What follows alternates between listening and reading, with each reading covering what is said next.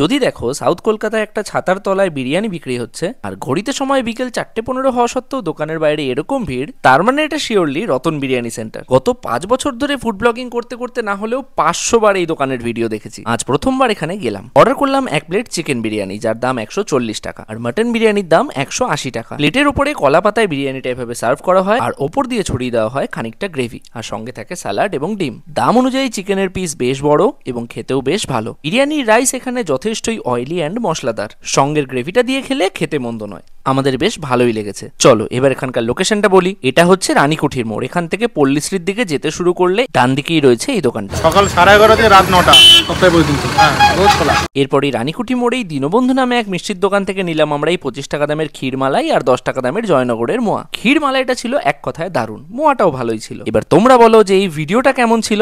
ওই দেখো ভিডিওতে যেটুকু দেখো ওটুকুই কিন্তু খাই, বাকিটা ওই যে পার্সেল হয়। চলো টাটা।